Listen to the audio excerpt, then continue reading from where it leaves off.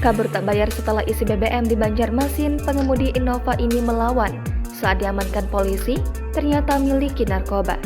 Seorang pengemudi mobil jenis Toyota Innova yang ugal-ugalan dan sempat melawan petugas kepolisian saat diberhentikan di Jalan Ahmad Yani, kilometer 3, Kota Banjarmasin, sudah diamankan pada Selasa 24 Januari kemarin.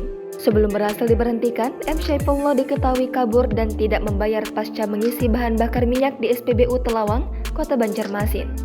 Saat berhasil diberhentikan di tengah Jalan Ahmad Yani KM 3, M. Syaifullah sempat melawan petugas hingga menyebabkan kemacetan di lokasi itu. Dijelaskan Dodi, aksi kejar-kejaran berlangsung dari SPBU Telawang berlanjut menuju luar kota melintasi Jalan Hasanuddin dan Jalan Ahmad Yani. Di tengah aksi kejar-kejaran, M. Syaifullah sempat menyenggol kendaraan operator SPBU yang mengejarnya sehingga membuat operator SPBU itu terjatuh. Sampai pada akhirnya, si pengemudi tak bisa melaju lagi lantaran terhalang sebuah truk di depan persimpangan Jalan Arjuna, samping markas Polresta Banjarmasin. Takut hal buruk terjadi, Dodi pun langsung lari ke pos penjagaan di depan markas dan mengabarkan kepada petugas piket di sana terkait kejadian tersebut. Meskipun pelaku berhasil diamankan, pengemudi itu masih nekat melawan dan memberontak. Kejadian tersebut juga dibenarkan oleh salah seorang petugas SPBU Telawang yang tidak mau disebutkan namanya.